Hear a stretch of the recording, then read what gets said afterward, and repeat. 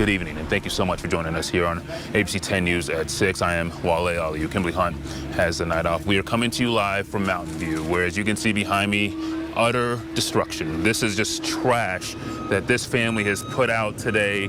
You see the mud piles. There are still bobcats moving at this hour. Sunset was about an hour ago, about 5:15. It is completely dark out here. The only lights are the lights from our cameras and the other camera crews here, and a few of the house lights that are still around, and a couple of the cars that are still working, but not a lot of light. But people are still trying to clean up after this storm that devastated so many of their homes. They lost big things, their cars, their items, their clothing, and then some things that you might see as trivial, but to them meant everything, like their baseball cards or their children's toys. So much was lost, so many homes, complete, utter, total devastation. And one of the saddest stories that we found today was a family who just lost their mother-in-law right before the storm even came. They were all gathered around her. She came home from the hospital. They were already saying goodbye to the 83-year-old woman after she had had a stroke. And then she passed away. But before they could call 911 or get her to the hospital, they opened up the front door and water starts rushing in their house from this flood. So now at this point, they're dealing with two tragedies. They're calling 911, trying to get her to the hospital, to some kind of help, some kind of care. But they're told they need to evacuate and they need to leave their dying mother-in-law behind, something they refuse to do. So they put her on a mattress and try to carry her through 6 feet of floodwaters on this street. When I opened the door and I see my mother-in-law, this it's terrible because you see my man, I see the niña, I see my sister-in-law, and I see the face of everybody.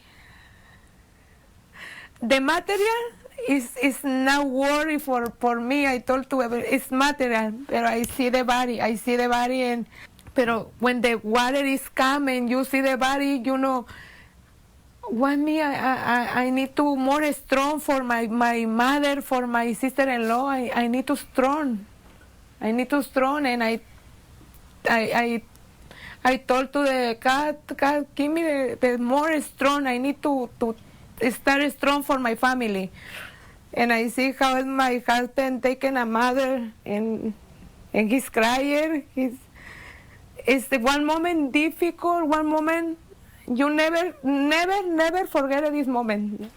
What are you thinking? Your two tragedies are happening at the same time. Your house is flooding. She said the material things doesn't matter, but it's real. It's happening around you. Your house is flooding, and at the same time, you're losing your mother-in-law. How are you reconciling? How are you putting together the two tragedies happening at the exact same time? Yeah, well, we need bad. Too bad. But the material, we don't care about the material, about the car, about everything. We're losing a lot, but the more broken my heart is Mama Maria. So sorry.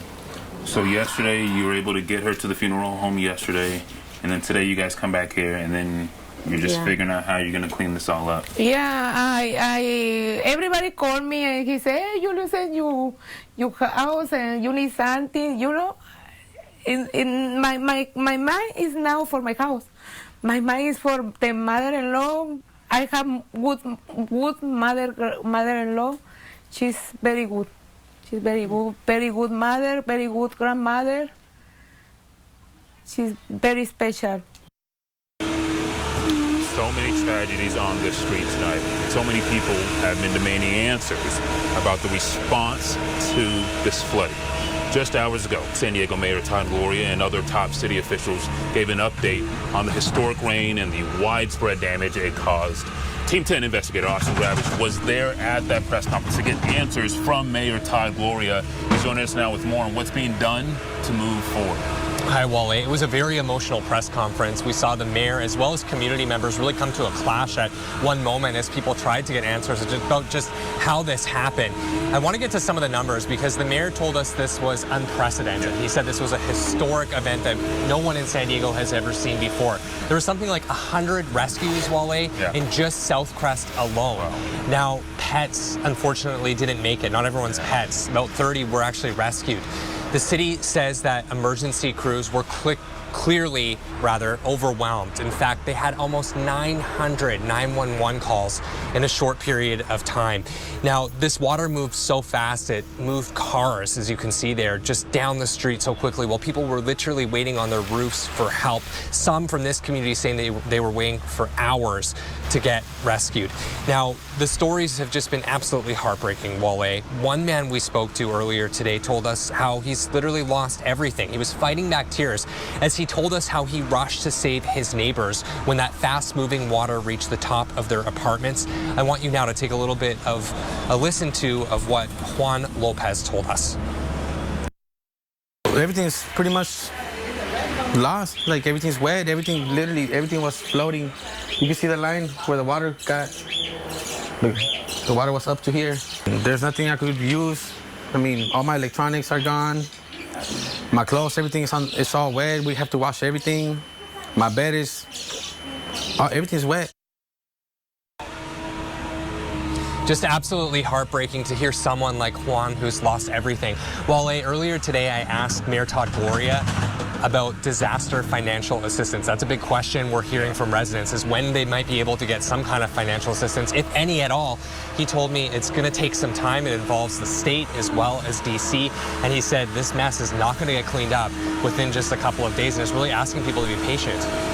Financial assistance is one thing. Another thing is some of the complaints that we were hearing from these residents on this street today. There is a creek about a couple hundred feet to our left here, and some of these residents are telling us that they have been complaining to the city about this creek, about the debris in that creek, trying to get somebody to clean it up. They blame some of that debris for why the flooding was so high. Did the city mention anything about the debris? You know, they said that this is going to take a while to clean up, that they were prepared. They don't want people to think they weren't prepared. We've certainly heard community members fighting back, though, at the press conference saying, we don't think you were prepared. Top officials said, no, we were prepared. No one could have anticipated as much rain as San Diego got. We certainly are going to be following up, though, on those concerns, Wale, specifically with drainage in some of these lower income areas that we know are prone to flooding. All right. I know we will be following up. Austin, I know you specifically will be following up. Thank you so much for your reporting.